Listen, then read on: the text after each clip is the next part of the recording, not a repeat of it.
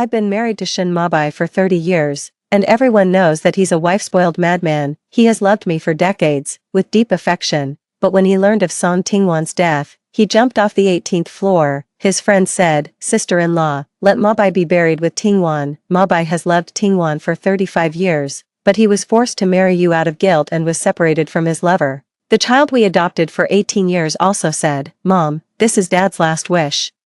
Let's fulfill Dad's wish." When I opened my eyes again, I saw Shin Mabai, who had accidentally killed someone while standing up for Song Tingwan. I silently called the police. This time, he can tread the sewing machine by himself. I turned around and took the hand of the man who had protected me all my life. Wen Yen, let's go home. 1. On the 30th anniversary of my marriage to Shin Mabai, Shin Mabai was sitting in front of the TV, concentrating on the entertainment news he liked the most.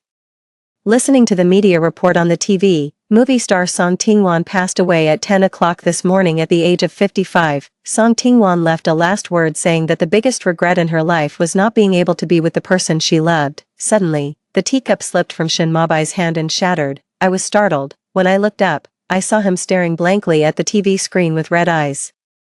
I followed his gaze and saw the black and white photo of a female celebrity on the TV. That face looked familiar, but I couldn't remember where I had seen it for a moment. I called him softly and reached out to hold his hand. "Mabai." He suddenly shook me off as if he had touched something dirty. "Don't touch me." I stood there in a daze, looking at my pushed-away hand, at a loss. After 30 years of marriage, Shin Mabai had never treated me like this. Everyone knows that he is a well-known wife-spoiled madman, and he has loved me for decades with deep affection. During dinner, although there was a faint smile on his face, there was a deep sense of dejection hidden in the eyes that I had been looking at for 30 years. I tried to comfort him again, but he avoided me. In the late night, he changed into the old shirt that had been washed until it turned white, but he was reluctant to throw away, and went out without saying a word. I was worried and followed him. I found that he went to the rooftop of our university again. It was the place he would go to whenever he was in a bad mood. Watching him standing on the rooftop, a sense of fear welled up in my heart, and I called out to him. At this moment, he suddenly turned around, and the corners of his lips slightly raised as he said, "Zhao Zhao, how many years have we been together?" I blurted out, 35 years, he lowered his head and murmured. "It turns out that I have made her wait for me for 35 years, Zhao Zhao. This time, I don't want to make her wait for me anymore." Then, in my disbelieving gaze, he jumped off the 18th floor. My scream pierced the night sky. I was so stiff that I couldn't move. 2. After Shin Mabai was cremated, I still couldn't believe that he was dead. Our adopted daughter, Shin Nianwan, found a drawer full of yellowed photos, worn-out letters, and a star hairpin in Shin Mabai's study. There was also the old pocket watch he always carried with him. When opened, there was a big head photo of him and another woman. All of them were carefully cherished and properly collected. It was full of his endless love for her. Wasn't that Shin Mabai's childhood sweetheart? In a flash of inspiration, I remembered the entertainment report that afternoon. Movie star Song Tingwan had passed away. The young faces overlapped, and Shin Nianwan, after reading it, couldn't help but wet her eyes. "Mom. This is the undying love. It's so touching. The two people who loved each other couldn't be together." At this time, the door was pushed open. It was Shin Mabai's childhood friend, Qin Shen. His eyes were red, and his voice was hoarse. "Sister-in-law, let Mabai be buried with Tingwan. Mabai has loved Tingwan for 35 years, but he was forced to marry you out of guilt. The two people who loved each other had to be separated. Now that he's dead, let him be free. He married someone he didn't love in this life and had a hard time." I was struck by lightning, and my ears were buzzing. Shin Nianwan burst into tears and pleaded, "Mom, this is Dad's last wish. Let him be with the person he loved after his death, just as Dad wished." I numbly walked back to the room and couldn't hear what they were saying behind me anymore. It turned out that the rooftop he often went to was the place where they kissed and fell in love for the first time. She said she liked him wearing a white shirt, and he loved what she liked. Since then, the clothes in his closet were all white shirts, and the shirt that had been washed until it turned white but he was reluctant to throw away was also given by her. The entertainment news channel that he never missed every day and the entertainment push on his mobile phone were all to pay attention to her whereabouts. The more I thought about it, the more terrifying the man who had slept in the same bed with me for decades was. He had hidden it so deeply that a chill ran down my spine. I wiped the tears off my face and turned back to the study. As soon as I reached the door, I heard the conversation inside. "Nianwan, you are Mabai and Tingwan's biological daughter. Your name was also given by Mabai, just to remember your mother all the time." I was struck by lightning and stood there in a daze. During the 3 years when your sister-in-law was in prison, Mabai stayed with your biological mother all the time. Those were the happiest days for them, and it was at that time that he got your mother pregnant. Later, your mother's body was injured because of giving birth to you, and she couldn't take care of you, so she sent you to your father. After that, your father only had you as a child in his life. That was what he promised Tingwan. Your father has always loved your biological mother. He only feels guilty towards your current mother. Your grandfather once sponsored your father, and your mother took the blame and went to prison for your father, so he had to marry her. Nianwan, don't blame your father, he had no choice. I remembered that after I was released from prison, a child suddenly appeared by Shin Mabai's side. He said he didn't want me to suffer the pain of giving birth. Zhao Zhao, it's the same to adopt a child. The child grew up quickly, and her eyebrows and eyes became more and more like Shin Mabai's, and I loved her even more. Everyone said that Shin Mabai was clearly doting on me like a daughter. I always thought that we were in love. Before marriage, I had 2 abortions for him. He considered me everywhere and said, having a child out of wedlock is not good for your reputation. Moreover, your father is a prestigious businessman. Let's have a child after we get married. Okay, after marriage, although we adopted a child, I still wanted to have my own child, Shin Mabai said. Zhao Zhao, Nianwan is still young and can't do without the wholehearted love of her parents. How about, let's have a child later? Okay, I thought about it and agreed. After all, Nianwan was a sensitive child. A few years later, Shin Nianwan grew up and became sensible. I brought up the matter again. He was silent for a moment and said, Zhao Zhao, you are not young anymore. It's risky to have a child. I don't want you to take risks for a child. We have Nianwan, and that's enough. What do you think? Watching him love me and dote on me as always for more than 10 years, I was deeply moved and agreed with tears in my eyes. I no longer clung to having my own biological child. With him and Nianwan, it was enough. But now I was told that all of this was fake. The child I had raised with my heart for more than 20 years, she was actually his and the woman he loved.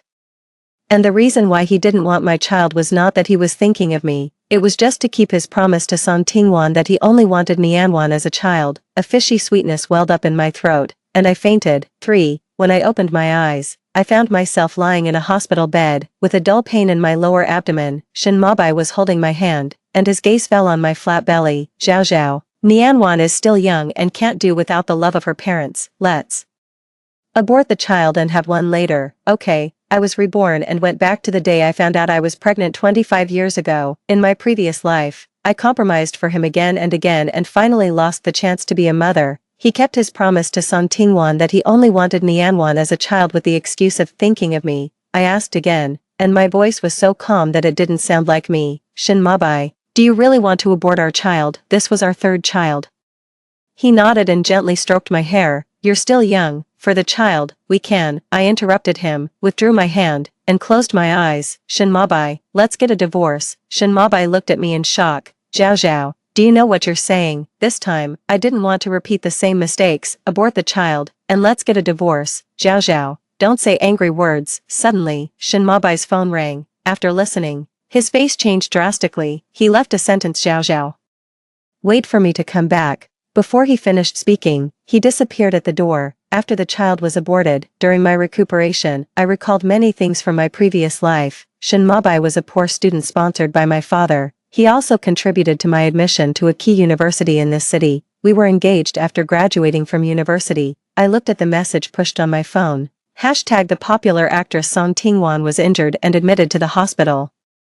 And a mysterious man accompanied her all night. Hashtag the relationship of the popular actress Song Tingwan was exposed. Hashtag. Looking at the familiar back of the man, I wasn't surprised at all. After all, the 2 of them were deeply in love. How could he sit still when she was injured and admitted to the hospital? It was raining heavily outside the window, and I went through the discharge procedures alone. The rain mixed with tears wet my face. I walked aimlessly on the street, feeling cold all over. Miss Sue, a black car stopped beside me, and the car window rolled down, revealing a sharply contoured face. I stared at him in a daze. It was him, Wen Yan, my father's most proud student, and a business prodigy who had succeeded in starting his own business later. I didn't have a deep impression of Wen Yan in my previous life. I only remembered that he had helped the Su family enterprise through the crisis after my father's death. At my wedding with Shin Mabai, he always stood quietly in the corner and watched from a distance. My father had intended to arrange a marriage, but I was devoted to Shin Mabai at that time. The moonlight outlined his deep and profound silhouette, his long and narrow eyes narrowed slightly, as if hiding the stars and the sea, making it impossible to look away. He got out of the car and walked towards me with an umbrella. There was no emotion in his eyes. "It's raining heavily, let me give you a ride." 4.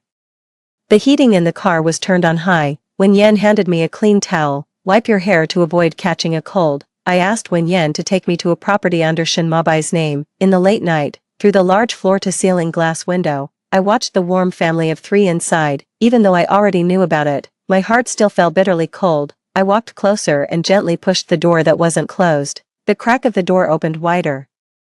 I heard the laughter and chatting inside. "Mabai, thank you for bringing Nianwan to see me. I'm so happy. This is what I owe you. I promised to marry you but didn't fulfill it. I will try my best to satisfy you with other things." "Okay." Song Tingwan hesitated to speak. "Then can you let me see him a few times a month? Please fulfill my wish as a mother. You know that I only want Nianwan as a child in my life. Is that okay?" "Sure Yin." Shin Mabai had his back to the door. I saw that he was silent for a long time before he spoke. "You are his biological mother. Of course it's okay, but I have a condition. Don't let Zhao Zhao know about this. Her father has been kind to me, although I don't love her. I will treat her well for the rest of my life. Can you understand me?" A trace of paleness flashed across Song Tingwan's face. "Okay, I understand." She swayed, and Shin Mabai quickly caught her. "How are you? Are you okay?" There was undisguised worry and anxiety in his voice. Song Tingwan fell into Shin Mabai's arms. She clutched the corner of his clothes tightly, looking pale and pitiful. Her voice was weak. "Mabai, can I hear Nianwan call me mom once? Just this once?" Shin Nianwan was happily playing with a new Barbie doll. Her father called her over. He asked her to call a strange aunt mom. She didn't understand and asked Shin Mabai why. "Dad, I already have a mom at home. Why should I call someone else mom?" "Because this aunt has a child who looks a lot like you, but her child is not by her side, so, Nianwan, can you fulfill this aunt's wish?" Shin Nianwan called out timidly. "Mom," Shin Mabai reminded her. "Nianwan, what happened when you met this aunt tonight is our secret. Don't tell mom." "Okay." Nianwan was confused. "But I have no secrets from mom." After Nianwan walked away, Song Tingwan raised her hand and touched Shin Mabai's face. He also looked at her. Their eyes met. And the atmosphere instantly became ambiguous. I saw that their bodies, which were already close to each other, became even closer. Their breaths intertwined, and their lips were pressed against each other. The low gasps became heavier and heavier. When Shin Mabai left Song Tingwan's lips, he gently wiped the glistening moisture on her plump and swollen lips. Song Tingwan's gaze followed his every move. She reached out and held the big hand on her lips, and asked tentatively, "Mabai, I'm already content that you often come to accompany me and bring Nianwan to see me. I don't ask for a title, and I won't destroy your marriage with Zhao Zhao." As she spoke, Song Tingwan couldn't help coughing a few times. Shin Mabai looked at her, his eyes full of heartache and guilt. He hugged her in his arms as if she were a rare and fragile treasure. He looked as if he wished he could bear it for her and said eagerly, "Don't take such a dangerous role in the future. Even if you do, you can't do it yourself. There are stand-ins, aren't there?" I clicked to stop the recording, put away my phone, and pushed the door open directly. I interrupted the two of them who were deeply in love. 5. What a noble sentiment of not asking for a title and not destroying someone else's marriage. Well said. I walked into the living room while clapping my hands. When the two of them saw me appear there, their faces turned pale. "Zhao Zhao, why are you here?" Shin Mabai stood up abruptly. "Were you following me?" I said I was taking a walk and happened to see my husband having a tryst. "Do you believe me?" I sneered and took out the divorce agreement I had prepared from my bag. "Shin Mabai, I understand you. You don't have to marry me just because my father was kind to you. Today, I'll be the kind-hearted one and let you be together as a family of 3. As long as you sign this divorce agreement, we'll settle our scores. I'm too lazy to pursue the past, and I won't shortchange you on the property that belongs to you." Shin Mabai stared at me in a daze, his eyes full of disbelief. "Zhao Zhao, do you really want to divorce me?" "Yes." Shin Mabai, Su Zhao Zhao, don't have to be with you. Zhao Zhao, if this is really what you want, then I'll sign." He picked up the pen and signed his name on the agreement. At that moment, my heart was completely dead. Once, my heart and eyes were all about him, and I wasted my whole life on him. Now, God has given me a chance to start over. I want to stop the losses in time. When I left with the divorce agreement, Shin Nianwan suddenly ran over and hugged my leg. "Mom, are you going home? I want to go home with you too." I squatted down and looked at the child I had poured all my maternal love into. My heart was filled with mixed emotions. "Nianwan, You have to be obedient and listen to your father. Is it okay to stay with him? She blinked her big eyes, overlapping with the girl who begged me to let Shin Mabai be buried with Song Tingwan in her previous life. What about mom? What should I do if I miss mom? Holding back my tears, I gently pushed her away and closed the door. The child's crying came from behind the door, heart-wrenching. When I reached the entrance of the community, Wen Yan's car was still parked there. He stood beside the car. When he saw me come out, he immediately held an umbrella and came up to me. My voice was hoarse. Wen Yan, please send me back. Behind me, Shin Mabai hugged the crying Shin Nianwan and chased after me. Zhao Zhao, can you bear to leave Nianwan? I didn't look back. Her biological mother is here, isn't she? Shin Mabai's gaze fell on Wen Yan, and his face darkened. Zhao Zhao, who is he? He's my friend. I opened the car door. His voice was filled with obvious anger.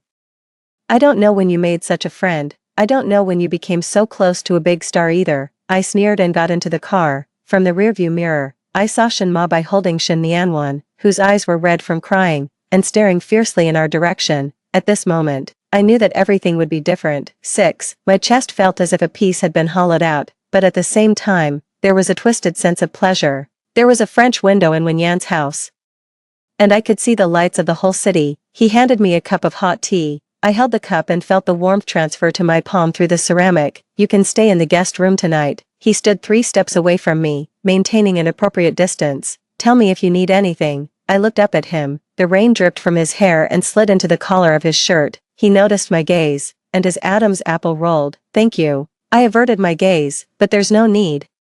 I'll go back to the old house. Wen Yan frowned. You're not in a good state now. Precisely because of that, I put down the teacup. I can't stay here. The air froze for a moment. When Yan's eyes darkened, he took a step forward, and the faint scent of cedar on him surrounded me. Su Zhao Zhao, what are you afraid of? My heart suddenly beat faster. This man was too dangerous. He could see through all my disguises. I took a step back, and my waist pressed against the French window. I'm not. Are you afraid that I'll treat you like Shin Mabai did? He took another step forward, and his palm rested on the glass beside my ear. Or are you afraid of yourself? My breath became disordered. When Yan's body temperature came through his damp shirt, and there were still raindrops on his eyelashes. When Yan, I warned him, he chuckled softly, and his breath brushed against my ear. What if I said I've been waiting for this moment for many years? This sentence hit my heart like a heavy hammer. It reminded me of him in my previous life. After I died, he stood alone in front of my tombstone, softly telling the love he had hidden for me for a lifetime. You. His lips almost touched my earlobe. Su Zhao Zhao, don't push me away. Not all men are like him. I should have pushed him away, but when his lips finally came down, I somehow raised my face. This kiss was gentle and restrained, as if he was afraid of breaking a treasure. When I started to respond, Wen Yan suddenly pulled away. His voice was hoarse beyond imagination. I'll send you back. I stood there in a daze, and the warmth of his lips still remained on my lips. Why did he stop? But I didn't ask this question. When Yan wiped the water stains on my lips with his fingers. I'll wait until you're willing to say yes. 7. I leaned against the door and let out a long sigh of relief. My phone suddenly vibrated. It was a message from Shin Mabai. Zhao Zhao, let's talk. I turned off my phone directly and walked into the bathroom. The hot water washed over my body, and my heart was in a mess because of Wen Yan's kiss. When I came out wrapped in a bathrobe, the doorbell rang. I thought Wen Yan had left something behind, so I opened the door without any precautions. Shin Mabai stood outside the door, soaked through, with red eyes. I immediately tried to close the door, but he held the door frame with one hand. His voice was hoarse. Zhao Zhao, just 5 minutes. We have nothing to talk about. I had never seen Shin Mabai like this before. The always elegant and confident Shin Mabai was now like a down-and-out homeless man. He looked up at me, his eyes burning with passion. But you can't deny the 10 years we had together. Zhao Zhao, can you really let it go? I sneered. You could commit suicide from the 18th floor for Song Tingwan. Why can't I let go? Shin Mabai was shocked all over. What 18th floor? I slipped up. I changed the subject. Please leave. But he wouldn't give up. Zhao Zhao, have you dreamed of something? My heart skipped a beat. Shin Mabai stood up and suddenly pulled me closer. His body temperature was frighteningly high, and his breath was scorching hot. Let go. I had a dream. He whispered in my ear. I dreamed that I lost you and then jumped off a tall building. Zhao Zhao, it was just a dream. I froze. Had he been reborn too? It wasn't a dream. I pushed him away. It was your choice, Shin Mabai. You chose Song Tingwan. His eyes changed, from pleading to a dangerous kind of persistence. What about you? Do you choose Wen Yan now? it has nothing to do with you, it does. He suddenly clasped the back of my neck and forced me to look up at him, because I love you. Su Zhao Zhao, for 10 years, for 20 years, until the day I die, I only love you. There is no Song Tingwan, I'll make it clear to her. When I died, I realized that Tingwan was just an obsession of mine, that wasn't love. The person I love is you, Su Zhao Zhao. His lips pressed down, carrying the smell of alcohol and rain. This kiss was full of possessiveness, completely different from Wen Yan's restraint. I tried my best to push him away, but he wouldn't budge. His arm tightened, completely imprisoning me in his arms. His heart was beating frighteningly fast, and I could feel it through his soaked shirt on my chest. Zhao Zhao. His lips moved to the side of my neck. Give me a chance, just once. Just as I was about to sink in, Wen Yan's voice came from the end of the corridor. Su Zhao Zhao. 8. We both turned our heads. Wen Yan stood at the elevator entrance, holding my coat in his hand, the one I left in the car. His eyes changed from surprise to coldness, and finally returned to a terrifying calm. It seems I came at the wrong time. He walked over and handed me the coat. Your things. Shen Mabai still had his arm around my waist and looked at Wen Yan provocatively. Mister, Wen really came at the wrong time. Wen Yan's gaze fell on my face. Is this your choice? The auras of the two men surrounded me. I pushed Shen Mabai away. Shen Mabai, you can leave. Shen Mabai grabbed my wrist. Zhao Zhao. I shook him off. That's enough. Shen Mabai. Your so-called love is just possessiveness of not wanting to lose something. Wen Yan took a step forward and stood between me and Shen Mabai. Mr. Shen, please respect yourself. Shen Mabai's eyes turned sinister. Do you think you've won? Wen Yan, she will always have a place for me in her heart. We've been together for 2 lifetimes. Wen Yan responded calmly. Is that so? The door closed, cutting off Shen Mabai's voice. Wen Yan's shoulders were tense, and the line of his jaw was as sharp as a knife. I whispered, sorry, I looked like a heartless woman, entangled with my ex-husband while being ambiguous with the man in front of me. He turned to look at me, his eyes complicated. Don't let him touch you next time. His fingertips landed on my lips that had just been kissed by Shen Mabai, roughly wiping away the glistening moisture. Suddenly, he pressed me against the wall, leaned close to my ear, and his voice was low. This is mine. Then he stepped back, regained his polite appearance, and turned to leave. 9. That day, Song Tingwan blocked me on my way home. She had no makeup on her face, and fortunately, no one recognized her. She looked strange, with an excited expression. Su Zhao Zhao, now that you have Mr. Wen, why are you still pestering Mabai? Mabai clearly loves me. Now he's pushing me away. You must be threatening him, right? You must be using me and Nianwan to threaten him, which is why he's ignoring us and even leaving Nianwan behind heartlessly. I was stunned. Song Tingwan, have you acted in too many soap operas? Your mind is messed up. Don't you realize that it's him who's pestering me? Song Tingwan seemed to be stimulated and immediately retorted. It's impossible. It must be you. Mabai loves me so much that he won't pester you. He loves you. He loves you. Yet he made you a mistress who couldn't see the light for so many years. Song Tingwan, wake up. I didn't want to waste time with her. When I was about to leave, she grabbed my clothes tightly. It's you. It must be you. I'm going to kill you so that I can be with Mabai forever, and no one can separate us. I didn't know when she had a sharp knife in her hand. Before I could dodge, I watched the knife swing towards me. The next second, a figure suddenly appeared and held the knife with his hand. Blood instantly overflowed from his hand. Song Tingwan, are you crazy?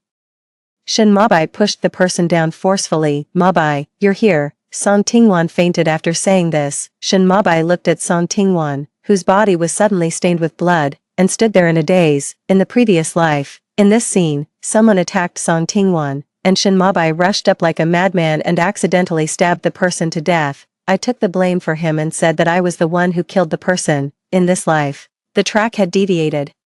Song Tingwan lost the 1-month-old child in her belly. Mabai, it's my fault. I didn't protect our child. Shen Mabai stood up straight and remained silent, not knowing what he was thinking. After a long time, he finally spoke. Tingwan, I made it very clear to you before. The person I love is Zhao Zhao. I've already given you the resources you wanted, and I paid the child support for Nianwan. We have nothing to do with each other from now on. If you hurt Zhao Zhao again, I won't let you off.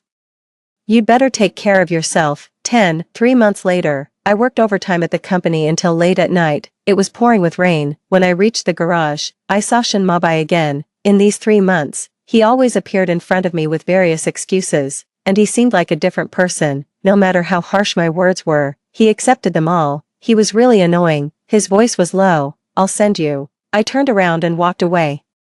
He immediately got out of the car and chased after me, grabbing my wrist. "Let go," I said coldly. His thumb rubbed against my wrist bone, and the touch was burning hot. "Zhao Zhao, I've confessed everything to Song Tingwan. I won't see her again, and for Nianwan, I'll give her back to you, as long as you want. We can have a child in the future." "Okay, Shin Mabai," I interrupted him and pried his fingers off one by one. "There's no future for us, we have no future together." A trace of pain flashed in his eyes, and he suddenly pressed me against the glass wall. The rain dripped from his hair onto my face, intertwining with his scorching breath. "What about this?" He leaned in, and his lips almost touched my earlobe. "Do you remember that our first time was on a rainy day like this? In the car, you were so nervous that you were shaking, and enough." I raised my hand and slapped him. At this moment, a blinding car light shone over. When Yen walked over and didn't even look at him, I took the initiative to hold his hand. "Let's go home." Behind me, Shin Mabai's gritted voice came. "When Yen, she slept with me for 7 years. I know every inch of her body." When Yen suddenly turned around and punched Shin Mabai in the face, Shin Mabai staggered back, blood oozing from the corner of his mouth, but he smiled provocatively. "What, did I hit a nerve?" When Yen slowly straightened the cuffs. "Mister, Shin's mouth stinks. Zhao Zhao, I don't believe you have no feelings for me. I know you're just angry with me, right?" The car stopped in front of the villa, and the rain became even heavier. When Yen held an umbrella to escort me, the umbrella tilted entirely towards my side, soaking his right shoulder with rain.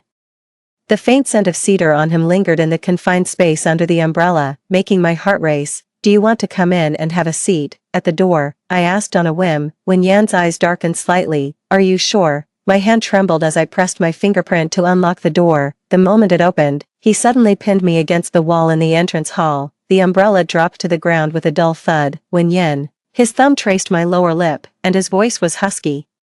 "I don't want you to see him." Before I could react, he lowered his head and kissed me forcefully. My back was pressed tightly against the wall, his knee nudged between my legs, and his palm slid along my waistline to my buttocks, lifting me up with a firm grasp. Instinctively, I wrapped my arms around his neck and my legs around his waist. "Where's the bedroom?" he asked, panting. I pointed towards the end of the corridor. He carried me there in big strides, and with each step, I could feel the heat emanating from him. Suddenly, the doorbell rang. 11. We both froze. When Yen put me down and adjusted my collar. "Go and check." Looking through the peephole, I saw Shin Mabai standing outside, drenched, holding a file bag that I'd left at the company. "Zhao Zhao, I know you're home." His voice slurred with drunkenness. "Open the door. Let's talk." When Yen stood behind me, his palm resting on my waist. "Do you want to open the door?"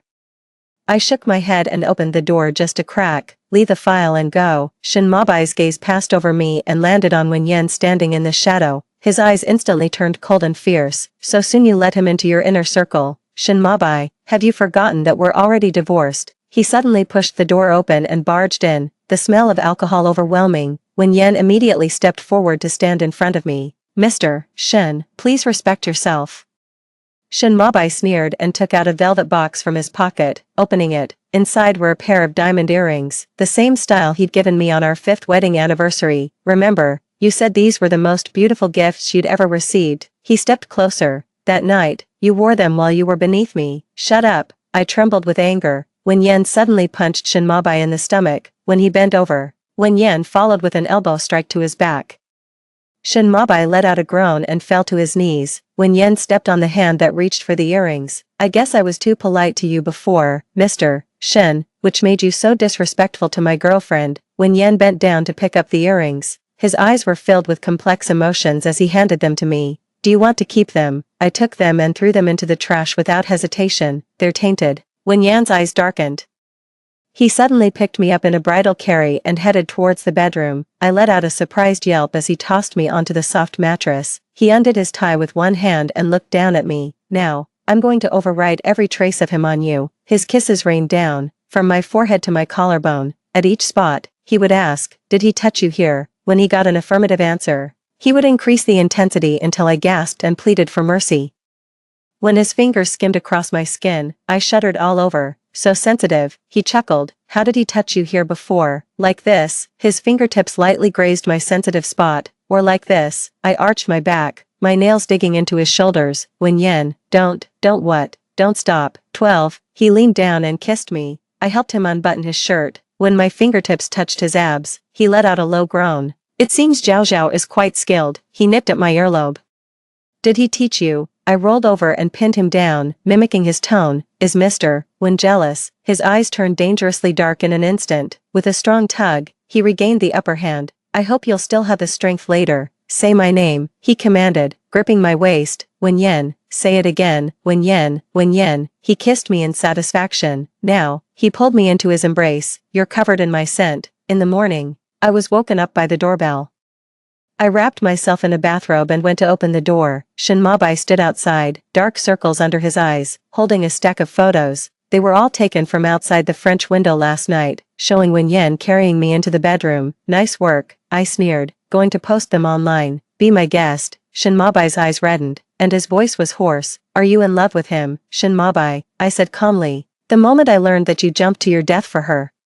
My heart died. He looked up sharply, his pupils constricting. That wasn't real, I said softly. Whether it was real or not, I don't love you anymore, Shen Mabai. I'll say this one last time. I hope you won't bother me again. You weren't like this before. Wen Yen walked over and put his arm around my waist, planting a kiss on my forehead. Shen Mabai gripped the stack of candid photos, his knuckles turning white as if he wanted to crush them. His gaze passed over me and landed on Wen Yen. Wen Yen was only wearing a bathrobe, and there were scratches on his chest that I'd left last night. Shen Mabai's breath caught visibly, and suppressed rage and pain swirled in his eyes. He reached out to touch me, but Wen Yen grabbed his wrist. Mr. Shen. Wen Yen's voice was as cold as ice. Please leave. Shen Mabai stared intently at Wen Yen, hatred almost overflowing from his eyes, but in the end, his hand dropped limply, and his shoulders slumped. Fine, I'll go. His voice was hoarse. When he turned around, his back was hunched, making him look 10 years older in an instant, but just as he was about to step out of the corridor, he suddenly turned back. His eyes were bloodshot, like a gambler staking everything on one throw. Zhao Zhao, if I jump from here, will you forgive me? My heart sank heavily. In my past life, he had jumped off the 18th floor to die for Song Tingwan. Now, he stood by the railing at the end of the corridor, one flip over, and it would be a bottomless abyss. Wen Yen immediately sensed my stiffness, his arm tightened, pulling me protectively into his embrace. Shen Mabai, I took a deep breath, my voice cold and firm. Stop the act. Whether you jump or not has nothing to do with me. Your life is your own, and so are your choices. Stop using death to manipulate me. Shen Mabai stared at me blankly, as if seeing me clearly for the first time. Then, he laughed. It was uglier than crying. I turned around and took the hand of the man who had protected me all my life. He turned and walked away, step by step, his back looking so lonely, as if abandoned by the whole world. Wen Yen closed the door and pulled me into his arms, feeling sorry for him. He asked in a low voice, his fingers gently rubbing the back of my neck. I shook my head, leaning against his shoulder and closing my eyes. No, I just feel, it's finally over. Wen Yen let out a soft laugh and kissed the top of my head. Yeah, it's over. Now, you're completely mine. Story 2. I was raised as an only child in a wealthy family, blessed with fair skin, beauty, and a lively, cheerful personality, which made me quite popular. Before going abroad to study, my teacher asked me to help take care of a new transfer student from a poor background.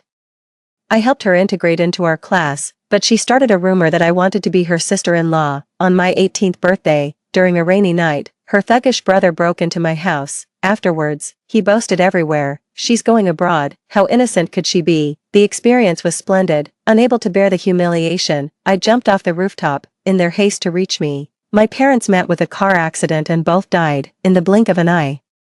I found myself reborn on the day the poor transfer student arrived. The morning reading session was loud, but it couldn't drown out the pounding of my heart. The pain from falling off the rooftop hadn't faded, and my eyes were drawn to the year 2022 on a test paper. I had been reborn, a year before, on the day the transfer student arrived. My deskmate waved a hand in front of my face. What are you daydreaming about? Hurry up and review, we have a quiz soon. I almost choked as I muttered.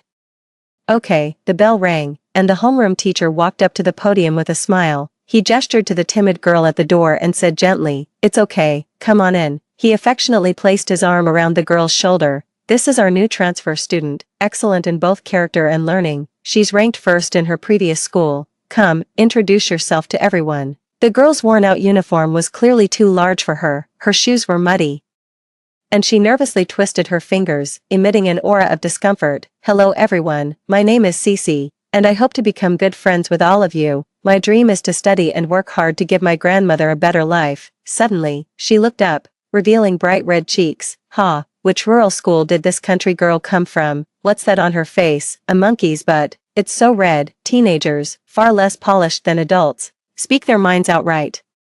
Whispers quickly spread across the classroom, hearing the ridicule. Cece's head, which had just lifted, dropped again. All right, quiet down. The teacher promptly intervened, glancing over at me. Lynn, I'm Lynn, well liked for my friendly nature, getting along well with teachers and classmates. Here, I raised my hand in response. My classmates looked towards me with grinning faces, waiting for the teacher to continue. Cece, this is Lynn, our class representative. If you can't find me, you can always go to her. Lynn, did you hear that? Help me look after our new classmate when you can. Cece's eyes sparkled as she looked straight at me, hearing me say, of course. She finally relaxed, no longer clenching her fists. I was determined not to let the teacher down and to take good care of Cece, along with all the pain from my past life. The only available seat was next to the trash can, so the teacher had Cece sit there first. I went to the water dispenser and filled 3 large cups of water, handing them to Cece. You must be thirsty without a water bottle. Here, have some water. Feeling my warmth, Cece was moved almost to tears. Thank you. She turned her head, thinking I couldn't see, and smugly curled her lips, rolling her eyes. Cece had neither books nor materials. In my previous life, I took the initiative to move next to her and study with her. Later, we continued to share a desk. This time, however, I'm no longer going to offer help just because I can sense her reluctance due to my empathy. Good intentions directed at the wrong person can be a disaster. During class, Cece quickly drank all 3 cups of water. Soon after, she clenched her legs together and squirmed uncomfortably. It seemed like she needed to use the restroom. As soon as the class ended, Cece rushed over to me and said, Lynn, I pulled out an English language tape from my desk and put on my headphones. Just a moment. I'm unsure about the pronunciation of a word. That moment turned into an entire break. When the bell rang for the next class, Cece's face had turned the color of a liver, and she had to endure another period. After class, I took the initiative and pulled her with me, apologizing. Oh, I'm sorry, I got so engrossed in the listening exercises that I lost track of time. The teacher asked me to take good care of you, so let me show you around the campus first.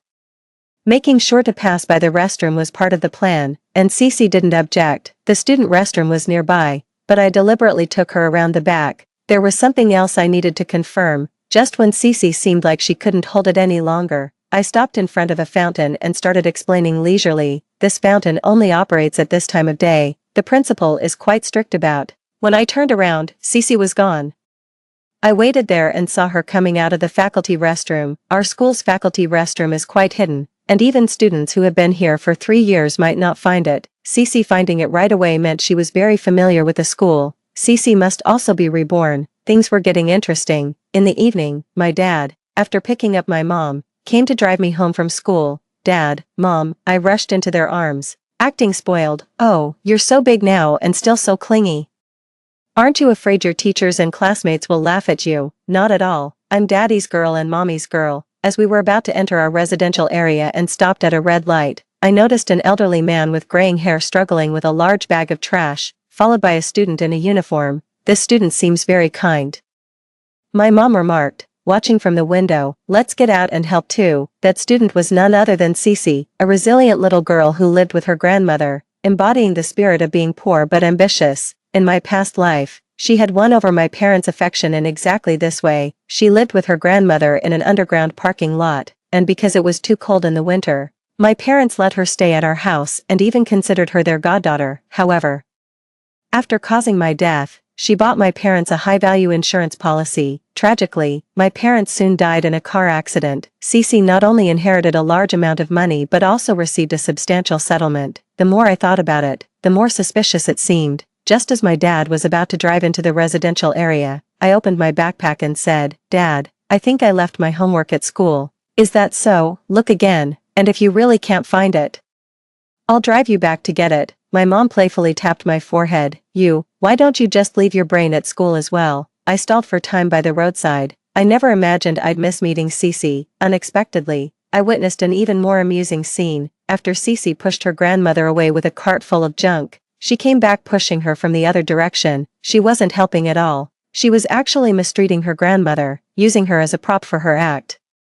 My parents also noticed something was off and looked serious. This child is up to no good. Oh look, I found the homework. I pretended to just notice. Isn't that Cece, the new transfer student from a poor family in our class? Really? Then stay away from her. It started drizzling. Cece and her grandmother looked even more pitiful in the rain. Let's go in through the back door. Dear, my parents had a very poor impression of Cece. And this time, they definitely wouldn't consider her as a goddaughter. I felt a bit relieved. I used the excuse of having lost something to check the surveillance footage from that evening. I saw Cece dragging her grandmother through the heavy rain for hours without catching up to my parents and me. In the end, she was so frustrated that she knocked her grandmother to the ground. Good morning, Lynn. The next morning, as soon as I stepped downstairs, Cece greeted me with a smile. I feigned surprise. Morning. How did you know where I live? Panic flashed across Cece's face, then quickly turned into a pitiful tone. My grandma and I live in the underground parking garage of your building. I saw you enter this building yesterday. Oh, she's quite the storyteller. Wasn't it pouring rain until midnight? Getting closer, I could even smell the scent of dirty rainwater on her. The underground garage is no match for my home. There's no place for her to wash her clothes or take a bath. I pinched my thigh hard and squeezed out some tears. Cece, I knew you were poor, but I didn't realize you were living in an underground garage. Cece's pride was hurt, but she dared not say anything because she was still hoping I would take pity on her and let her stay at my place. After a long while, she asked with teary eyes, Lynn, could you please not tell anyone about me living in the garage? Sure, I agreed right away. I won't tell anyone, but I can't control what others say. Lynn, hurry up, we're going to be late for school. My childhood friend Sean called out loudly, waving at me. Seeing Cece, he scratched his head, then suddenly remembered something. Cece, right, I know you. The new transfer student in Lynn's class from a very needy family. You and your grandma live in the underground garage. My dad manages it. Let him know if you need anything. My childhood friend isn't known for much else. He's just really well informed and quite the gossip. By that afternoon, the fact that Cece and her elderly grandmother lived in the underground garage had spread throughout the entire school. Our homeroom teacher, who was quite young and enthusiastic, arranged for Cece to have a dormitory room by the afternoon. Cece awkwardly declined. Teacher, I still need to take care of my grandma. Poor child. The teacher has already arranged for your grandma to be taken to a shelter.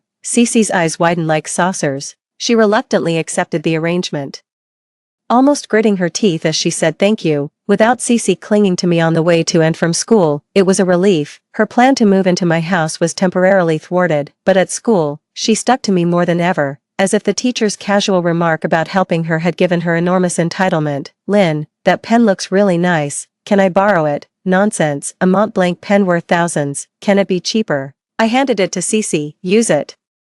It's easy to go from frugality to luxury, but hard to revert back to frugality from luxury. Cece's vanity is off the charts. This is the trap I meticulously prepared for her. Lynn, your hair clip is so pretty. Can I borrow it? A Meow hair clip, over 3,000 each. Lynn, whenever Cece wants to borrow something, I generously lend it to her. The difference is, in my past life, seeing her pitiful eyes, I proactively shared everything with her at home, to protect her pride.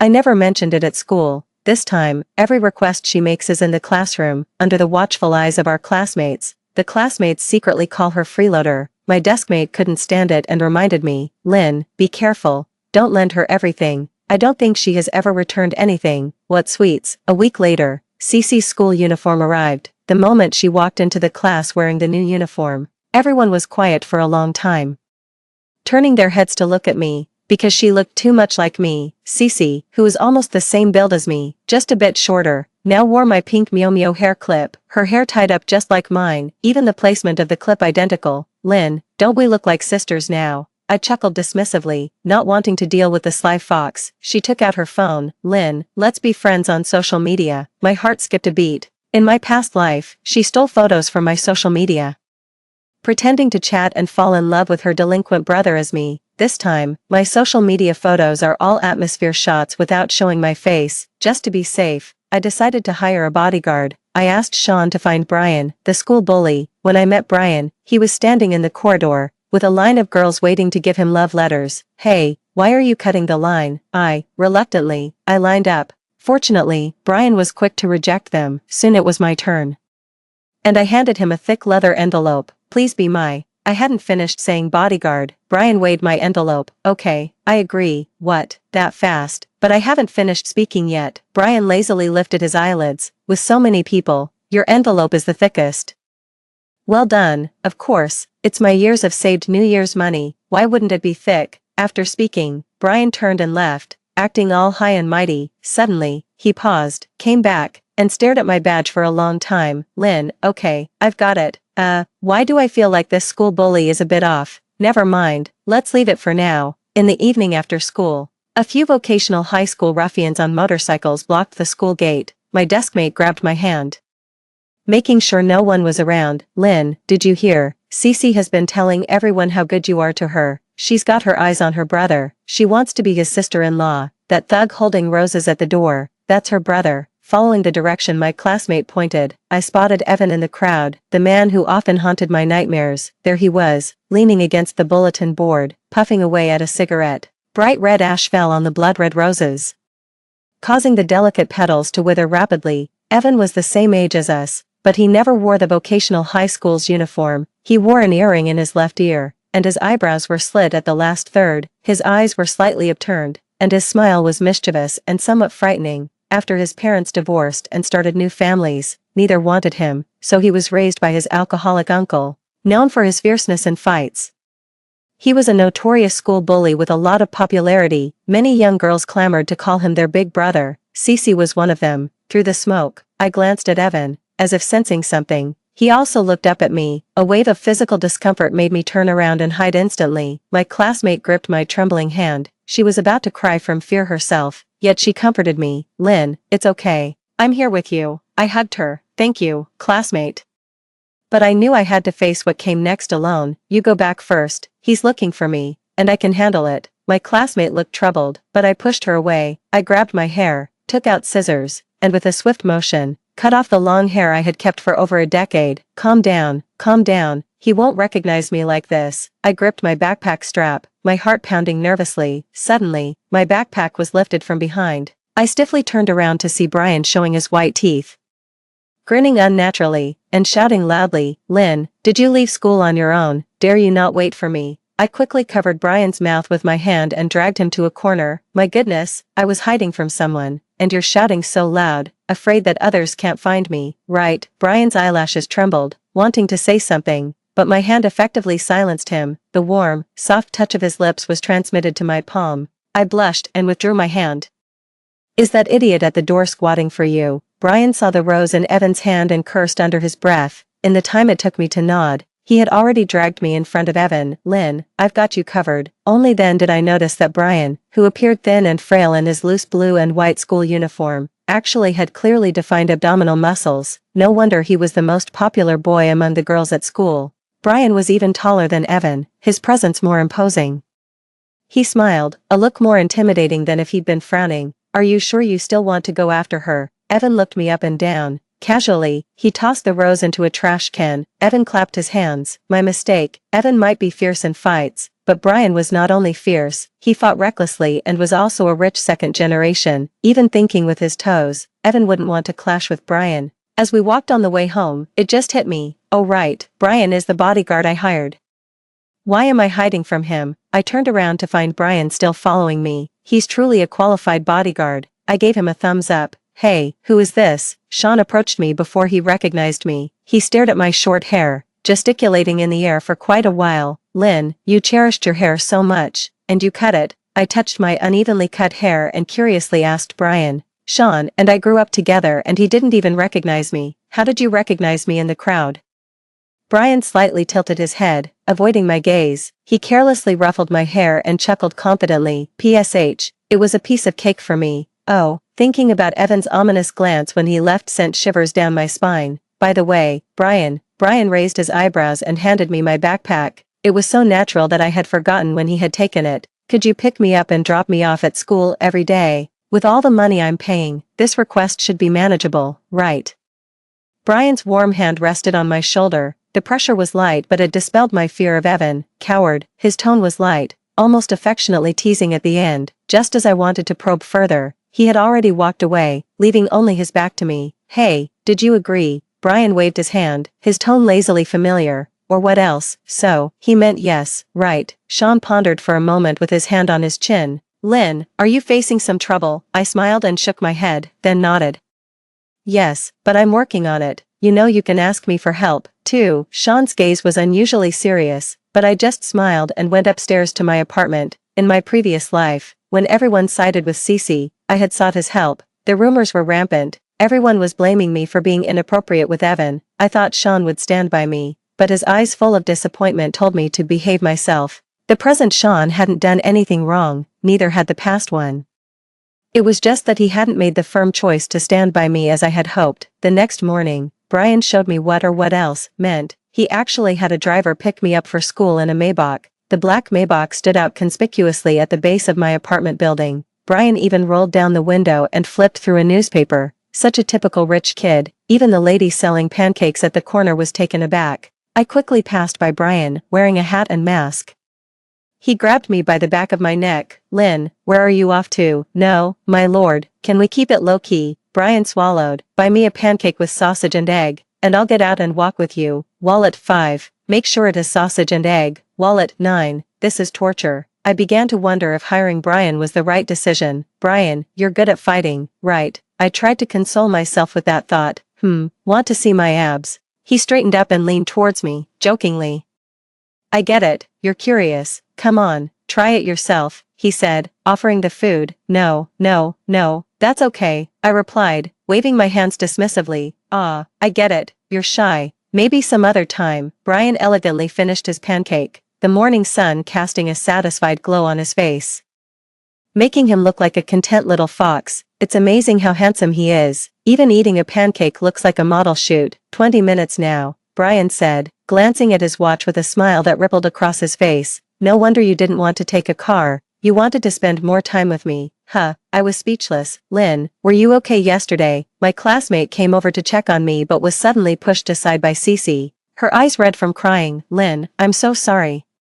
I rolled my eyes internally and walked to my seat. Cece continued her act. It's all my fault. I let my brother see your photo. You're just too pretty. And he just, graceful and fair, a gentleman's ideal. It's natural to admire beauty. Cece deliberately downplayed the situation, but I knew she had stolen my photo to impersonate me and aggressively pursued Evan. The chat logs were explicit, and later she even spread screenshots as evidence. However, she messed up this time.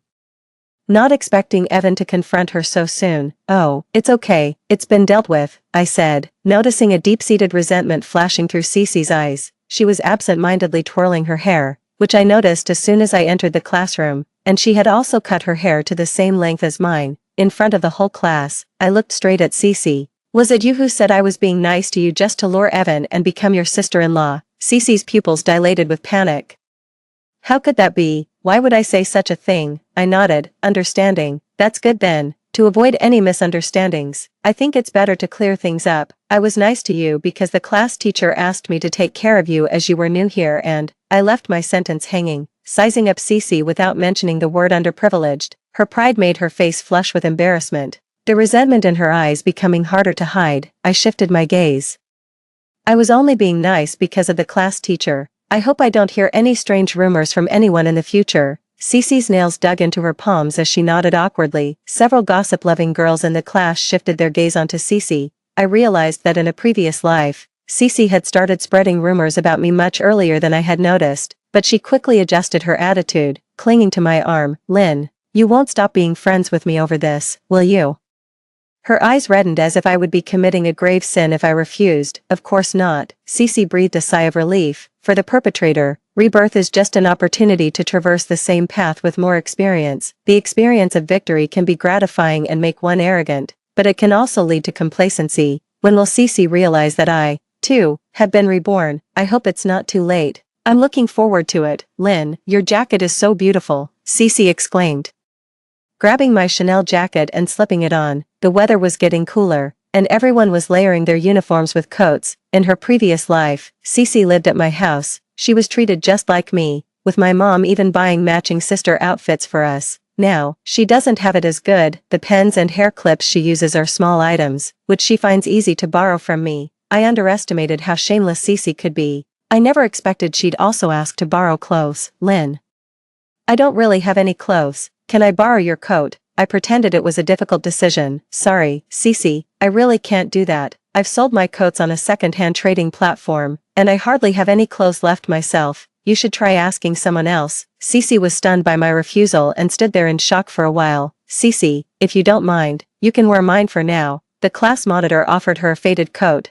Cece pursed her lips and did not accept it. My deskmate, who has always disliked Cece, bluntly said, "Oh, my dear class monitor, do you think she would even consider your coat? She's the type who eyes Chanel worth tens of thousands." The rest of the classmates looked at Cece with disdain and scorn. Cece forced a smile uglier than crying and took the class monitor's coat. How could that be? Thank you, class monitor. The next time I saw the class monitor's coat, it was in the trash can in the restroom. Cece was stomping on it.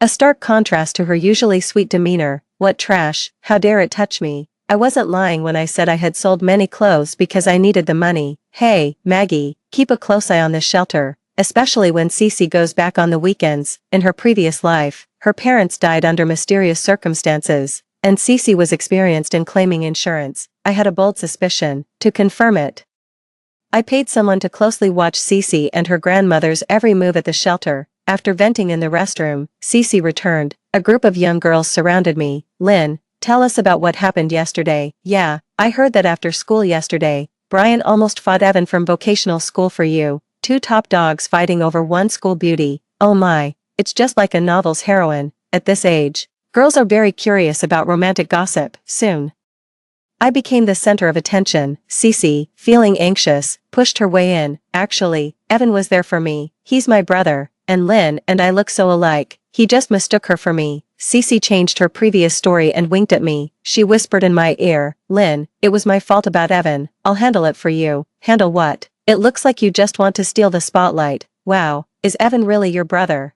As expected, the conversation shifted to Cece. She covered her mouth and acted shyly. Well, not really, not by blood, but he treats me even better than a real brother would. Wow, I'm so jealous. I heard he even brought a huge bouquet of roses. Cece basked in the admiration of the crowd, clearly enjoying being the center of attention. Too bad Evan mistook the person. But Cece and Lynn really do look alike. Yeah, maybe we were sisters in a past life. Look, even our hairstyles are the same. Cece draped her arm around my shoulder. Her actions affectionate. Accidentally, she knocked off my hat. My long hair cascaded down. I ran my fingers through my hair and smiled at the stunned Cece. Now everything is sorted. Evan won't mistake anyone else again. I knew that when Evan was looking for me, Cece, the mimic, was definitely observing from the shadows. That's why I wore a fake wig. I'm so tired of hearing how much we look alike. It's disgusting. Originally, our resemblance was because she copied my hairstyle, wore my hair clips, and used my stuff, constantly brainwashing the other classmates. Now, Cece has her own uneven, self-cut hair. Apart from both of us being human, there's nothing similar about us anymore. That evening, Brian was waiting for me at the school gate on his motorcycle, dressed in riding gear and wearing a black helmet. Brian did look quite handsome, but does he have some sort of condition where he suffocates if he doesn't show off? Brian removed his helmet and was fixing his hair in front of the bike's mirror. Suddenly, the disciplinary director caught him by the ear. "Think you're pretty smart, don't you? Daring to ride a motorcycle to school." As expected, Brian's motorcycle was confiscated. On the way back, Brian was quite regretful. "Lynn, you don't know. You could have been riding on the back of my bike today." "Oh, really? That's a pity." Brian scratched his head. "It's strange. I'm not unpopular, am I? Normally riding to school, no one reports me. Who could have reported me?" I laughed it off. "Yeah, who could it be? The real culprit." I silently nodded in agreement. After the weekend break, Cece transformed into a rich person. Her hairstyle was professionally done, and she was wearing all designer clothes. She even bought Starbucks for the entire class, with gifts influencing opinions. The classmates' attitudes towards Cece changed. "Wow, Cece is so generous. Thanks for the coffee, Cece." I remember, in a previous life, Cece also suddenly became wealthy for a while, always treating people and giving gifts to win hearts. However, it happened a month later than now, after her grandmother passed away and she received a large sum from an insurance payout. "Lynn, here, this cup is specifically for you." I received the coffee with a smile. "Thank you." A message from Maggie popped up on my phone. Last week, Cece bought a high-value commercial insurance for her grandmother, suspected of poisoning her drinking water. I shook the Starbucks in my hand and laughed. It seems my public humiliation last time really upset her. She doesn't even have the patience to wait for the insurance payout this time. Huh. Really makes one wonder where her money is coming from after lunch break. The classroom was buzzing with people surrounding Cece. Cece covered her face with her hands, feigning a shy little girl demeanor, muttering, "Oh my, how embarrassing." Seeing me, her eyes lit up as if she saw a savior. Cece ran over and hid behind me. "Ah, Lynn, I just embarrassed myself so much." She kept saying it was embarrassing but didn't say what she did. It was only from the other girls that I found out she had gone to the wrong floor and mistook class 3 for our class. Not only did she enter the classroom, but she also sat in someone else's seat for quite a while. Ha ha ha, Cece, you're famous now. That's it, Cece, people from class 3 will remember you. Maybe someone has taken a liking to your clueless self. The classmates chattered away. Cece's face turned red with embarrassment while she protested, "Oh, stop it." But her pleased expression gave her away. "Guess who I just saw?" A lookout student panted. "Who? Come on, speak up, Brian." "Brian from class 3, oh my god, surely Brian isn't here for Cece, is he?" The rest of the classroom was even more excited than Cece herself. Cece touched her hair and said coyly, "Okay, guys, stop making things up." She had already secretly adjusted her posture, ready for when she was called. Brian leaned against the doorway, spotting me immediately. He waved, "Lynn, come out for a sec." The unexpected development caught the classmates off guard. Everyone exchanged glances, too shocked to speak. Cece managed a stiff smile, her tone unable to hide her disappointment, and her gaze towards me was almost fierce. "I told you, stop stirring things up." Not wanting to be the center of attention, I stepped out into the hallway with Brian. "Ancestor, can we keep it low-key next time? Don't we have mobile phones?" Brian smiled, his eyes curving up. "Going underground, got it. Didn't expect you to enjoy a bit of thrill." Me. "It's confirmed, Brian just doesn't think straight. What do you want?"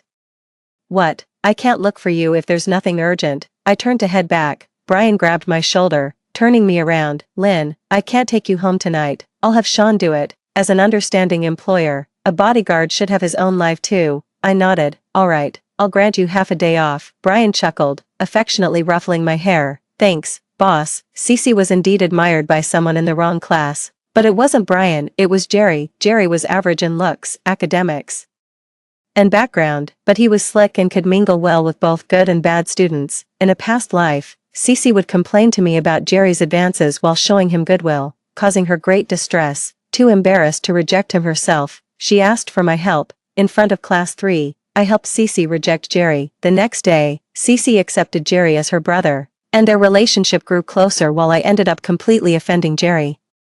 Jerry's few words worsened my reputation among other classmates. Later, many false rumors about me originated from Jerry. This time, I would definitely not repeat the same mistake. In the afternoon, Jerry took Cece out several times. First, he treated her to ice cream and gave her a big bag of snacks. Then, he helped her with her homework and moved her desk. The third time, he personally put a necklace on her. With Jerry, Cece was shy and happy every moment, but back in class, she was downcast and wept at her desk. With teary eyes, she pleaded with me, "Lynn, Jerry keeps approaching me, and I'm too embarrassed to refuse. Please, help me." I took her hand, stormed to class 3 with determination. The reflection in the window glass showed Cece's triumphant smile behind me. I ran into class 3, cupped my hands around my mouth, and shouted, "Jerry, Cece likes you." Cece froze. Class 3 exploded, the uproar nearly flipping the classroom. Cece, eyes red with anger and disregarding her image, screamed, "Lynn, how could you spread such nonsense and make up rumors?" "Ah," holding my chest innocently, I asked, "Did I really do that? Did I misunderstand you then?" "That shouldn't be the case. If you don't like Jerry, why do you never refuse him when he seeks you out?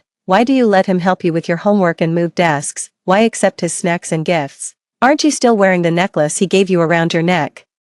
Faced with these facts, Cece was at a loss for words. Suddenly, I covered my mouth, having an epiphany. "I thought you were just too shy to express yourself, but could it be? Are you like those deceptive girls who only take advantage of others without taking responsibility?" Cece, exposed by my words, couldn't bear the pointing fingers around her. She ran away from the scene in tears. I nodded at Jerry. "Go after her. What are you waiting for? Such people, they should really be locked together."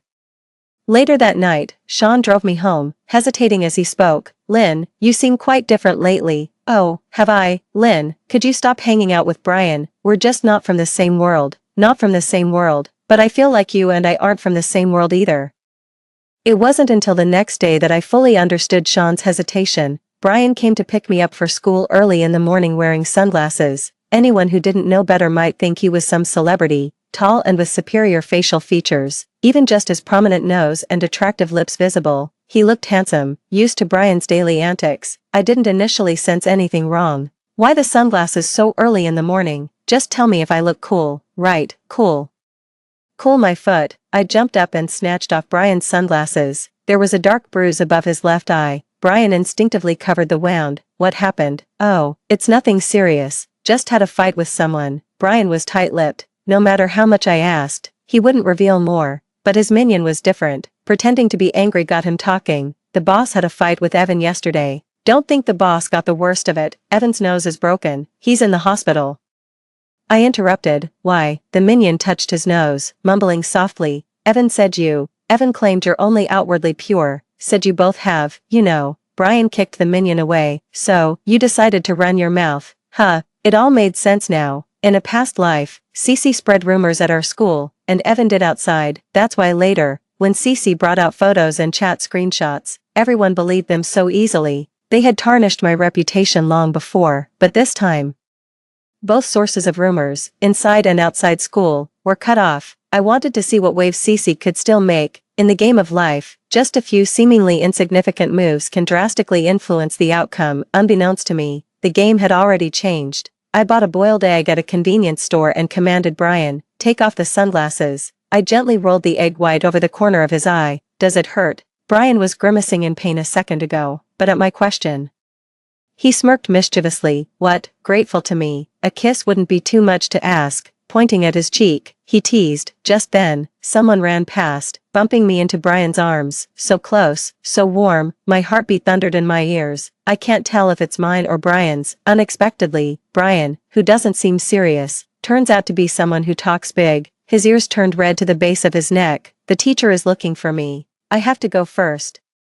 I handed the egg to Brian and fled back to the classroom. I must say, Cece is quite clever. She managed to make Jerry treat her like a brother again. After school, Jerry stopped me. Lynn, our Cece is timid and soft-hearted. Don't always bully her. Cece pretended to punch Jerry in the chest. Hey, don't talk nonsense. Lynn is actually very nice to me. Just a bit dominating. Lynn, don't listen to him. I understand. It must be Cece who whispered in Jerry's ear behind the scenes, asking him to lecture me. Looking at Jerry's big head, I felt like I could see the words big grudge written on his forehead. I don't want to argue with them. Cece always stirs things up from behind others and then disappears beautifully. I decided to ignore Brian. Lynn, are your legs getting weak because you are old? Leaving the classroom so slowly, Jerry's expression changed when he saw Brian. Tell me, what do you want with Lynn? Don't come to her, come to me. Jerry lowered his head, which was proud just a minute ago. Brian, it's all a misunderstanding. Jerry pulled Cece away, and I saw Cece roll her eyes and mouth the word, useless. 16. I secretly followed Cece over the weekend. On the way to the shelter, she was cornered in an alley by some burly men. Weren't you supposed to pay back the money this month? Where is it, big brother? It's not the end of the month yet. I will definitely pay it by the end of this month. The lead man grabbed Cece by the collar and warned, aren't you a local student? If you don't pay, don't blame me for coming to your school. And I can't promise where the photos you left as collateral might end up. Big brother, let's talk this over, please. When Cece was thrown out, her face and body were bruised. Her clothes were also dirty. Still, she smiled and said goodbye to the men. She spat on the ground, cursing everything around her. I wondered how she suddenly had money. It turns out she took out a high-interest loan. I recognized those men. They were featured in legal news in a past life. When we reached the shelter, Cece took out all her frustrations on her grandmother. Seeing no one else in the room, she fiercely grabbed her grandmother's neck. Why don't you just die? I could get the compensation money and live a good life if you died. For your granddaughter's happiness, please just die. If it weren't for Maggie, acting quickly as the caregiver, the old lady might have really been choked to death. Before leaving, she even poured a whole bottle of medicine into the grandmother's water dispenser. She thought she was flawless, but every move and expression was clearly captured by the newly installed hidden cameras at the shelter. Wednesday was the last autumn outing of our high school days. It was a day off, and everyone was in high spirits. Our class was large, and the bus couldn't fit us all. So Cece insisted on dragging me to sit with class 3. Brian, used to being dominant, took up 2 seats on the bus by himself, wearing over-ear headphones. He rested with his eyes closed. Cece shyly tried to touch Brian, but Jerry dragged her away. Cece, I've got a seat here. The bus started, and I ended up sitting next to Brian. Brian frowned, his eyes still bleary from sleep. Upon seeing me, his eyes widened in surprise. He shifted aside and took off his headphones. Why are you here? He asked. Our class bus ran out of seats, I replied. Oh, he muttered, after a pause. He asked, do you listen to music? I glanced at his over-ear headphones. Was he offering them to me? In his entire life, Brian had never regretted not using wired headphones more. He tossed his headphones back and said, here, take these. Give me your wired ones. You're kidding, Brian, your headphones are worth thousands. And you want to trade for my $50 pair? Stop talking. Are we trading or not? Okay, let's trade. Finally, Brian and I listened to the same song, outside the window. The sun was bright, and his clear gaze was filled with me. My heart, oh my heart, the entire building for rent, all for you. Field trips were never innovative, just a hike and a communal farm meal at noon. During lunch, a little incident occurred. A boy from the kitchen chased after a cat that had grabbed a fish. This boy, Ray, was quite famous at school. His family wasn't well off. After repeating years and failing to get admitted into college, he eventually dropped out. His personality grew more eccentric over time. The kitten, with a fish bigger than itself in its mouth, ran outside. Ray frantically chased after it. Seeing this, our classmates tried to block the kitten. However, Cece started filming with her phone. It's just a fish, she said. The poor kitten hasn't eaten. What's the harm in letting it have the fish? Some cat lovers sided with Cece immediately. Exactly. Animals don't know what stealing is. Just let it eat. Cece grabbed my arm. Lynn, don't you agree? I picked up a piece of fish. Then why don't you spend $50 to buy the fish and give it to the cat? That way, the owner doesn't lose out, the kitten gets fed. And it shows off your kind and beautiful heart. Yeah, Cece, you buy it. Cornered, Cece told Ray, stop chasing it, I'll buy the fish. Ray let go, but when he later asked her for the money, she denied ever agreeing to pay. In a hidden corner, she argued, I didn't eat the fish, you let the cat escape, why should I pay? She even posted the video online, exposing Ray's family as heartless. The restaurant's business plummeted, and they received death threats, but Cece didn't care. She was only concerned about gaining a large following and maintaining a positive image. In my past life, I felt sorry for Ray and paid for Cece. I never expected it to turn out this way this time. When we left, Ray's look towards her was chilling. A butterfly flaps its wings once, and a tsunami follows. Cece, you've sown the seeds, now let's see what fruits they bear. That evening, Cece insisted on another gathering at Evan's place, an outdoor barbecue market, to match me with Evan. She really went to great lengths, but what she didn't expect was that I also invited Brian, Sean, and Jerry to join us. Seeing so many people made Cece unhappy, though she didn't show it. She pulled Evan over and introduced him, trying to clear up any previous misunderstandings. This is Evan. I think there might have been some misunderstandings before. I hope we can talk things through and become friends. And this beautiful lady here is Lynn. You've always liked her, haven't you? Cece gave Evan a meaningful look. The last time Evan and Brian had a fight, which Evan lost, he probably felt too embarrassed to mention it. Her introduction made the whole scene incredibly awkward. I, on the other hand, enjoyed the drama and added fuel to the fire. I heard Evan and Jerry are both your brothers. Which one is the older brother and which one is the younger? Already frustrated, Evan, who was dealing with Jerry, not the easiest person, was provoked by my comment. The two ended up dragging Cece away for a confrontation. Cece looked both furious and helpless as she was pulled away. With the three troublemakers gone, the dinner became lively once again. Towards the end, Brian's friend from another school got a bit drunk and asked him, wow, bro, how did you manage to win over such a pretty girl? Brian grinned from ear to ear, pulled out the envelope I had given him as a bodyguard fee, and boasted, why would I need to chase anyone with looks like mine? It's the other way around. He proudly patted the envelope, but his face turned pale the moment he opened it. It seemed Brian and I were not on the same wavelength. Brian pulled me aside to a secluded spot. What is this supposed to mean? I replied quietly, the bodyguard fee. Brian almost laughed in disbelief. So you've considered me as a bodyguard all this time? I nodded and added, and as a friend. Brian looked genuinely upset. His eyes rimmed red. I tugged at his sleeve.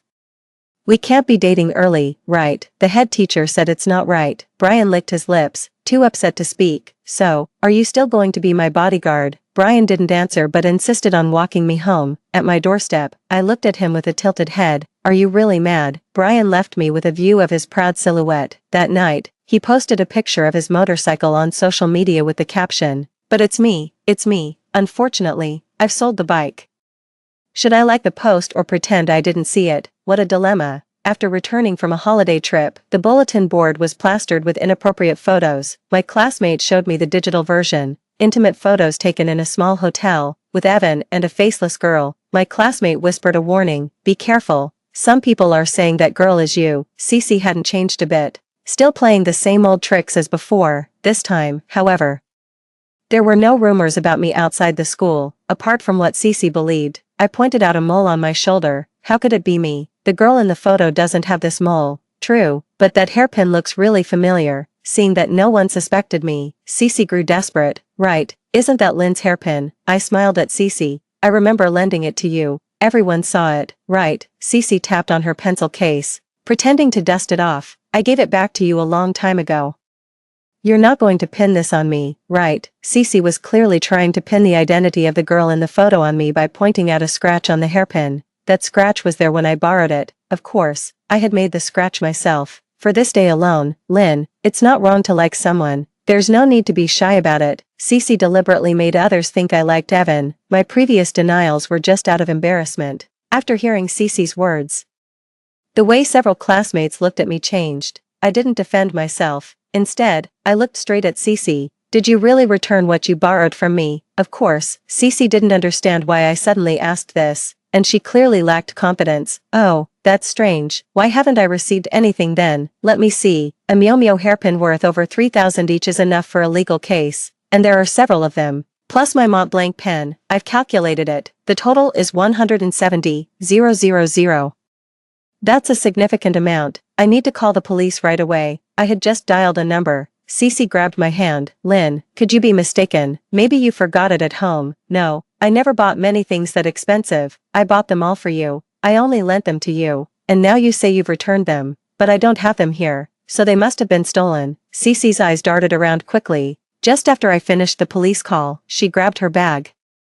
Intending to head to the restroom, I stopped her. You can go to the restroom, but maybe leave your bag here. Cece's eyes teared up, looking wronged. How can you accuse me like this? I just wanted to go to the bathroom. The people around murmured in disapproval. That's right. It might not be Cece who didn't return them. Maybe Lynn really did forget them at home. As time ticked by, Cece desperately tried to dispose of the evidence, clutching her bag and trying to rush out. I tripped her. Ah. Lynn, that was too much. Clatter. The contents of Cece's bag spilled all over the floor. Look, isn't that Lynn's hairpin? Yes, and the pen too. Cece frantically stuffed the items back into her bag, insisting, I bought these with my own money. I returned yours. I snatched the hairpin from her hand, lifting it for everyone to see the scratches on it. Really, these scratches look very familiar to me, just like mine, and the same as those in the scandalous photo. The students buzzed with various comments. Some said Cece borrowed things and never returned them, claiming them as her own. Others gossiped about her private life and the inappropriate photos. No one doubted anymore that the person in the photos was me. In just a few minutes, Cece became the center of attention throughout the school. The campus forum was abuzz with gossip about her, more than one could keep up with. Seeing that the matter of borrowing my things was beyond redemption, Cece wisely clung to my legs. Lynn, I must have remembered wrong. I thought I had already returned them. Please, can you not call the police? Oh dear, why didn't you say so sooner? Look, the police are already here. Cece was taken away for questioning. In consideration of our being classmates, I signed a letter of forgiveness, but everyone knew now that Cece was the person in those indecent photos. Jerry even came looking for her. She went to the bulletin board every day to tear down the photos, but new ones appeared daily. The first day's photos were posted by her, to frame me, but who posted them afterwards? No one knew. Cece was overwhelmed every day. Time flew by, and then came the day to nominate outstanding students. Our school had nomination slots. Considering everything, the outstanding student certificate could add extra points. Generally speaking, whoever receives the title of outstanding student usually has a high chance of being recommended for admission to university. Last year, I hadn't decided to study abroad yet. Based on overall performance and votes from teachers and classmates, I was awarded the title of outstanding student. Lynn, since you're going abroad, why don't you let someone who needs it have the spot? Sure, teacher, I have no problem with that. Before the teacher could arrange anything, Cece raised her hand and stood up. With tears in her eyes, she asked me, "Lynn, could you give me the spot for the outstanding student? I know everyone here comes from wealthy families, and I'm the only one who has nothing. I can only get into a better university through this recommendation." Cece was always good at moral coercion. She had managed to secure a recommendation the same way in my previous life, too. The teachers and classmates looked at me, waiting for my response. I waved my hand dismissively. "That spot is no longer mine to give. For fairness, let's have a vote." I helped the teacher deliver homework to the 5th floor. On the corridor, Cece blocked my path. "Can we talk?" I followed Cece to the platform on the 5th floor, which had the best view, overlooking the schoolyard. Cece chuckled first. "I should have guessed. Lynn, you've reincarnated too, right?" I was too tired to pretend anymore. "Yes, so please behave yourself." Cece frowned, annoyance flashing in her eyes. "What are you pretending for? Aren't you just someone who reincarnated into a wealthy family? Let me tell you, even if you reincarnate 100 times, you can't beat me. I want to see if you can still afford to study abroad if your family goes bankrupt." Saying this, she stepped up to the edge of the platform. "Lynn, tell me, if I jumped off the building, would the school give me the recommendation?" She pulled out her phone to record, tears streaming down instantly. Her voice panicked. "Lynn, I know you've always looked down on me. Please, don't push me anymore. I really can't take it." Before I could react, suddenly a dark figure rushed over and embraced Cece. The two of them fell off the platform together. Screams. Everything happened too fast. There was blood all over the ground. And the students below screamed in horror. The person who had rushed down with Cece was Ray. He landed on top of Cece, nearly unharmed, while Cece was severely injured and fell into a coma, later hospitalized. After diagnosis, Ray was found to have a mental illness and was released without charges. Cece wasn't so lucky. She suffered a spinal fracture and might be paralyzed for life. After Cece woke up, I visited her once as a representative of the students. The doctor said there's a 96% chance the surgery will be successful. After your surgery, try to start afresh. Seeing me, Cece was so angry her veins bulged. "Mind your own business." I placed the fruit basket just out of her reach. "I never understood why you hated me so much, given that I was never bad to you." Cece clenched her fist and gave a sinister smile. "It's because you were too nice to me, Lynn. We met as children at the city's joint evening show, and you even gave me a cake. Back then, I thought since you gave me a cake, why not give me your wealthy dad and kind mom too?" Later, I managed to do it, but unfortunately your parents were too loyal to you. Even after you died, they still loved you. So I tampered with their car and got a hefty compensation. It turns out that her parents' deaths in her previous life really were connected to her. Cece, malicious people won't meet a good end. Leaving the hospital room, I heard Cece smash the water glass on the table and scream, "If I can't have peace, neither will you." Not long after I returned, Cece, despite her physical disabilities, started a live stream. In the stream, she applied makeup to look like she was injured and wept pitifully. "My name is Cece. I am officially reporting Lynn from Class 7, Grade 12 at First Senior High School, for bullying me at school." Her paralysis and the frightening makeup quickly attracted a huge audience.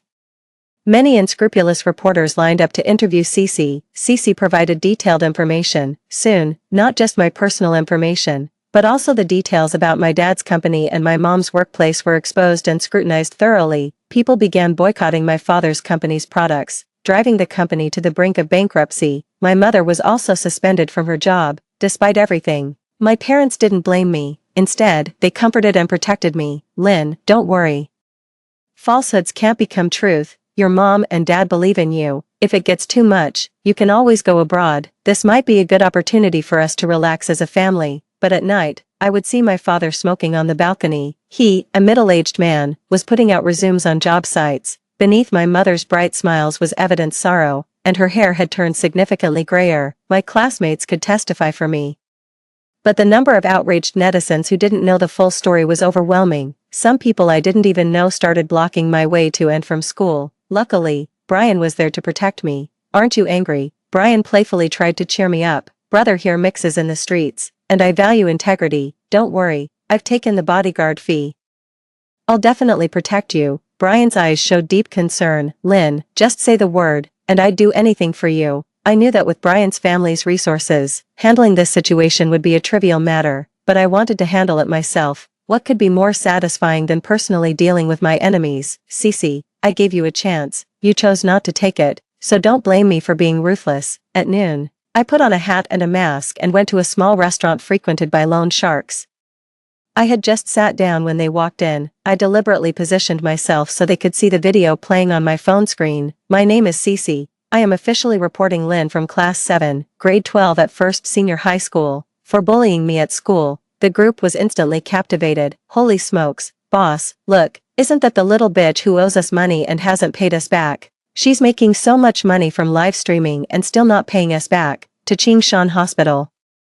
Let's go find her. While they caused a commotion at the hospital, Cece was undergoing surgery. Disturbed by the chaos, the surgery, which had a 96% chance of success, failed. When Cece woke up, she received the devastating news. Ignoring the thugs demanding money and trying to find the doctor, she demanded, how could a surgery with a 96% success rate fail? Who was the chief surgeon? I want to see the doctor who operated on me. The doctor who had performed her surgery, during the procedure, was dragged out by the loan sharks and hit his head against the hospital wall and was now lying in a hospital bed. To protect the doctor, the hospital refused to let Cece meet him. Frustrated, Cece picked up her phone and started a frenzied live stream from the hospital, gaining a lot of attention once again. The hospital, with no other choice, released video evidence. The thugs, who had been ignored until then, racy photos that Cece had mortgaged with them were also released. Oh my.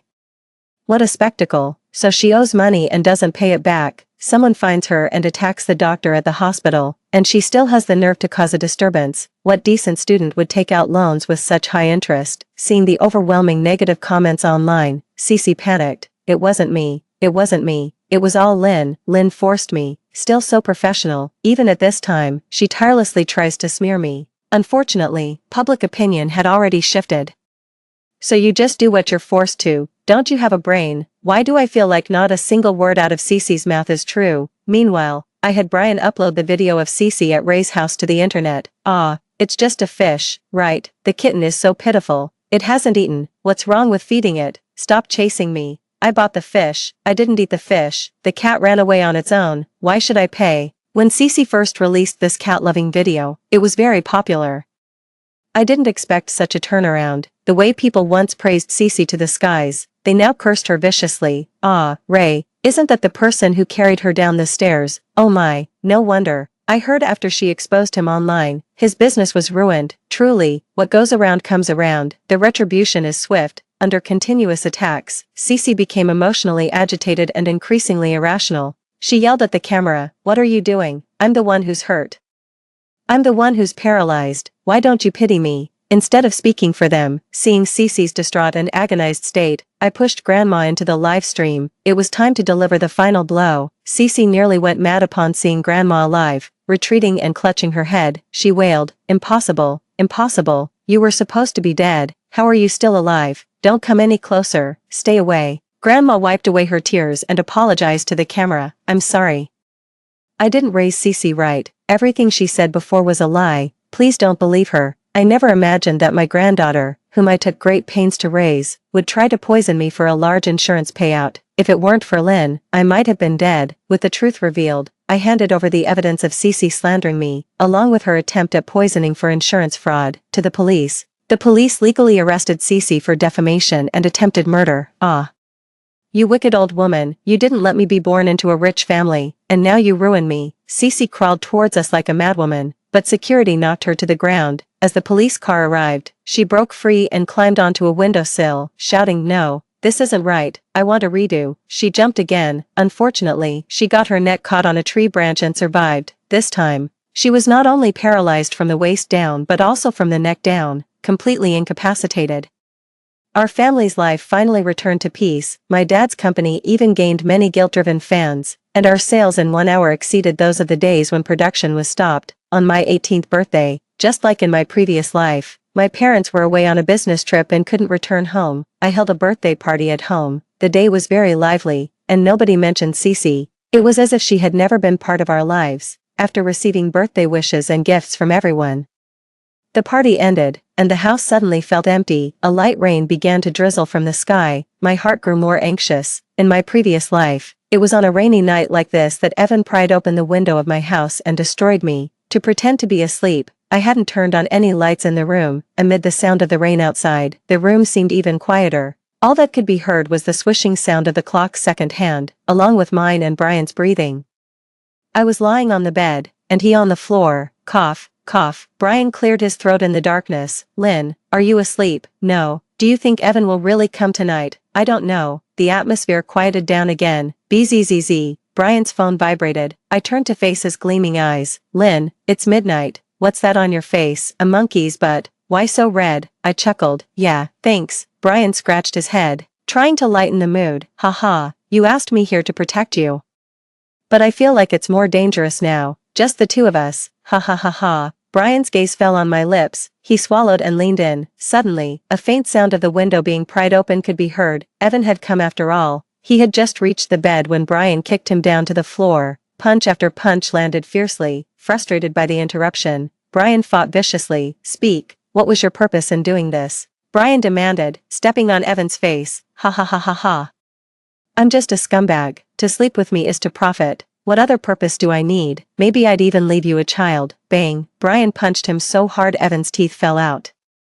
If I hadn't stopped him, Evan might have been beaten to death. Before the police arrived, I secretly stuffed my mother's gold bracelet into Evan's pocket. Burglary is taken much more seriously than attempted rape. Evan was still boasting that he would be a hero again after getting out of jail. Little did he know that Brian had already made arrangements. Once he went in, he'd never have a chance to come out. On the day I went abroad to study, Brian arrived at the airport even before me. He was carrying a small suitcase. He handed me an envelope full of money. In the crowd, he smiled just as irritatingly as when we first met. My English isn't good. This time it's your turn to protect me.